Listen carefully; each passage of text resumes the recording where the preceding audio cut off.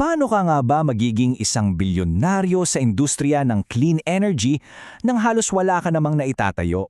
Well, ito ang kwento based sa ating mga sources tungkol sa isang taong naging laman ng balita at ang nag-iisang tanong sa likod ng lahat, paano ba talaga ito nangyari? 34 na bilyong piso. Isipin nyo yan. Ganyan kalaking halaga ang nakuha ni Leandro Leviste nang ibenta niya ang kanyang mga share sa Meralco. Isang halaga na aminin natin, mahirap isipin para sa karamihan sa atin.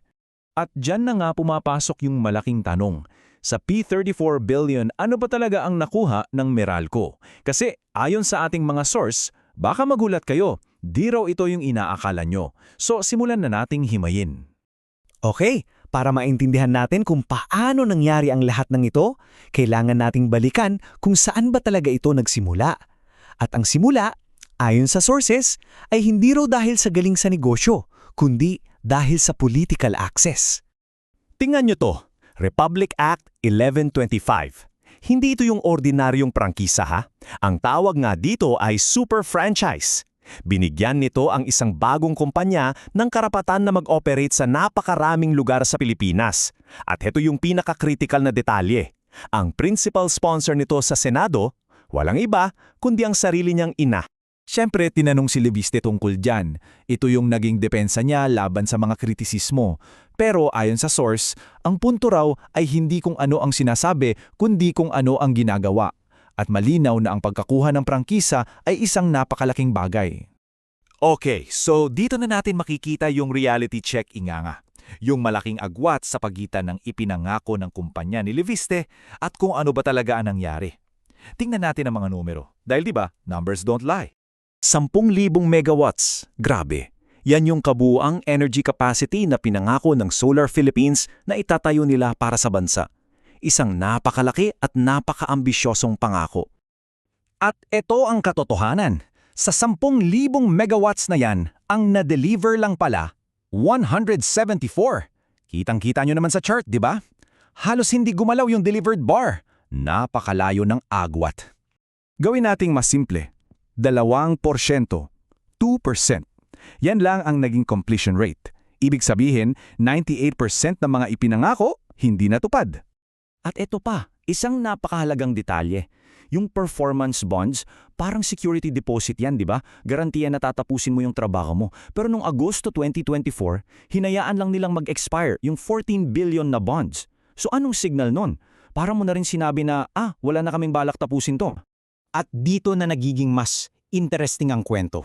Kasi titignan natin ngayon yung timeline, kung paano ba nagkonekta-konekta yung mga kabiguan ng kumpanya sa napaka-strategic na pagpasok ni Leviste sa politika. Timing ika nga is everything. Tingnan nyo yung pagkakasunod-sunod. August 2024, nag-e-expire yung bonds. October, pumutok na yung issue ng mga posibleng ma-terminate na kontrata. Pagdating ng May 2025, anong nangyari? Nanalo na siyang congressman. Tapos October, boom, nakuha na niya yung huling bayad mula sa Meralco. At sa mismong araw na inanunsyo yung termination ng napakaraming kontrata, inilabas naman niya yung Cabral Files. Ang galing ng timing, di ba? So ayan na, pumasok na siya sa politika bilang isang anti-corruption crusader.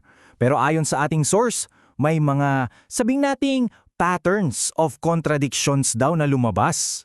Halimbawa nito, yung kauna-unahan niyang legislative act bilang kongresista. Ayon sa source, tila ba kopya ito ng isang panukalang batas na nauna ng isinampa ng nanay niya. Parehong-pareho, 1,000 student allowance. Ito yung isa sa pinakasikat. Sabi ni Leviste, nakuha raw niya ang Cabral Files mula sa isang DPWH undersecretary. Pero ano yung nakasulat sa official security log? Ang dala-dala raw palabas ng bodyguard niya, isang box ng pizza. Pizza, hindi mga dokumento. So ano ba talaga? Tapos ito pa, yung tinatawag na selective outrage. Inatake niya yung isang mambabatas dahil sa 150 million pesos na kontrata ng isang kumpanya. Pero, base sa public records, yung mismong kumpanya na yon may kontrata pala na nagkakahalaga ng 4.6 billion sa sarili niyang distrito. Medyo nakakalito, di ba?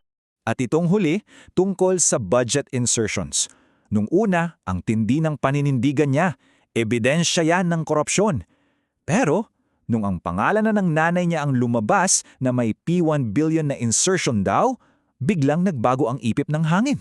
Biglang hindi masama yan, legal yan. So, ano ba talaga? At dahil daw sa paraan ng pagkuha at paglabas niya ng Cabral files, sabi ng source, baka nasira lang niya ang kaso. Nasira ang chain of custody, baka hindi na magamit sa korte yung ebidensya. So sa huli, baka wala ring maparusahan. Ang tanong, para ba talaga sa hustisya o para lang sa headlines? So pagkatapos ng lahat ng yan, iniiwan tayo ng source material na may isang serya ng mga critical at hanggang ngayon, hindi pa nasasagot ng mga tanong.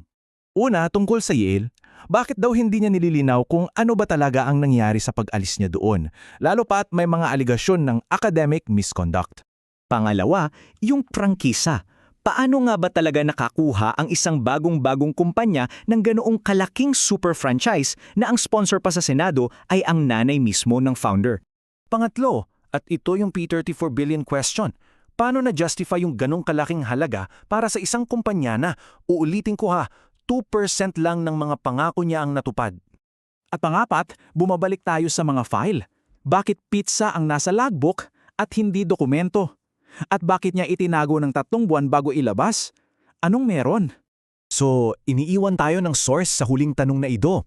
Siya ba ay isang henyo sa pagnenegosyo o isang dalubhasa sa paggamit ng political access para kumita bago pa man dumating ang mga consequences? Kayo na ang humusga.